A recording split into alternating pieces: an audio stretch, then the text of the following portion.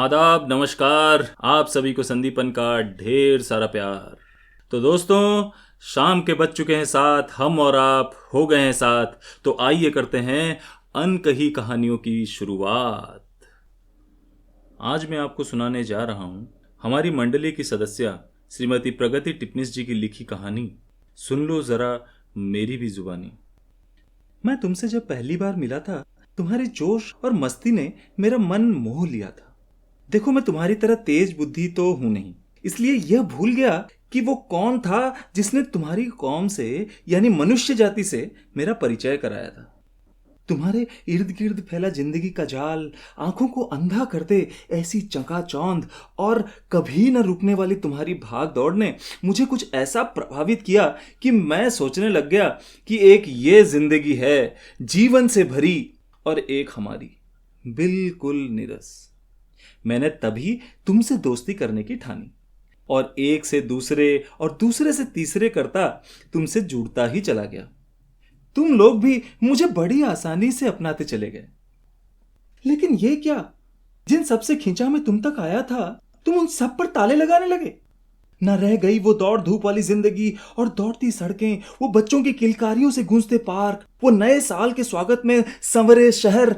थकन, गरीबी और कठिनाइयों के बावजूद लोगों के दिल जो उमंग और उम्मीद से भरे होते थे, उनमें एक मायूसी और डर दिखाई देने लगा।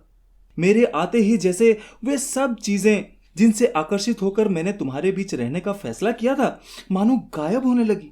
उनकी जगह एक सन्नाटा, उलझन, खौफ, एक नाउम्मीद की फैले देखी। मैंने इनकी चाह तो ना की थी।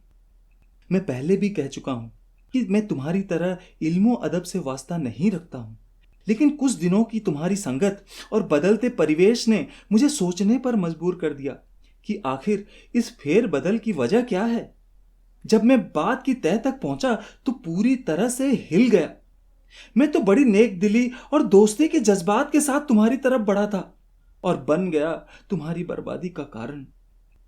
देखो ना, कितना बेवकूफ हूं मैं, अभी तक अपना परिचय ही नहीं दिया। मैं तुम्हारे पुराने जानकार कोरोना वायरस का नया रूप कोविड-19 हूं। मैं अपनी करनी पर हैरान हूं, गमजदा हूं और खुद से नाराज भी हूं।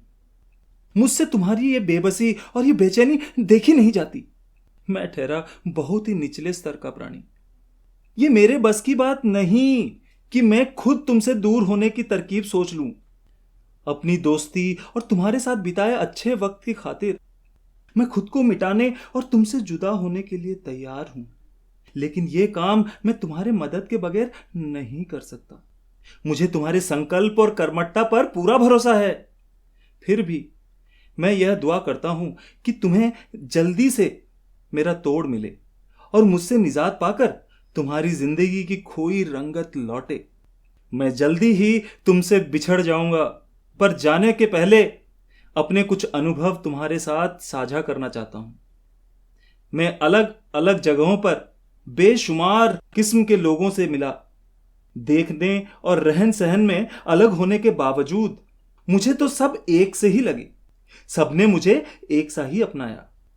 तुम्हारी खुशियों पर मैं भी मचला हूं और तुम्हारे गमों में रोया हूं। मैं तुम्हारे जज्बे और जुझारू इरादे को सलाम भी करता हूं। बस एक बात तुम्हारे बीच रह के मैं समझ नहीं पाया कि जब मुझे तुम सब एक जैसे लगे तो तुम ये हम और वे का फर्क कैसे कर लेते हो? कैसे कह देते हो कुछ को अपना और कुछ को बेगाना? क्या ये भी मेरी मूर्खता की निशानी है कि ये जो चर्चा आमतौर पर तुम करते हो अपने पराये की, मैं समझ ही नहीं पाया। बुद्धि मेरी कम हो सकती है, पर भावना शून्य तो नहीं हूं मैं तुम्हें यह बताना चाहूंगा कि जब कभी तुम हम और वे की बातें करते थे, मुझे तुम्हारी संगत में बड़ी घुटन महसूस होती थी और तुम में भी तब मैं वो खलबली पाता था जिसकी वजह से तुम मानवता को भूल जाते थे। आगे अब मैं क्या कहूं, बहुत हो गई छोटे मुंह बड़ी बातें। आखिर में बस अपनी चंद ख्वाहिशें बता देता हूं। मेरी पहली ख्वाहिश यह है कि तुम्हें जल्दी से जल्दी मुझसे छुटकारा मिले और तुम्हारी जिंदगी में फिर चैन की बांसुरी गूंजे और दूसरी बात यह कि मेरी जुदाई तुम्हारी नजरों पर गिरे गैरियत के पर्दे उठा दे और तुमको सिखा दे सबको इंसानियत की नजर से देखना, यानी हर मानव को उसके मनुष्य होने का कर्तव्य याद दिला दे। मुझ जैसी नाचीज को यह लगता है कि ऐसा होने पर तुम्हारी दुनिया और खूबसूरत हो जाएगी। जानता हूं जल्दी ही कहना होगा, इसलिए अभी ही कह देता हूं, अलविदा। कभी वापस ना मिलने के वादे और तुम्हारी खुशहाली की अपार शुभकामनाओं के साथ, तुम्हारा अपना कोरोना।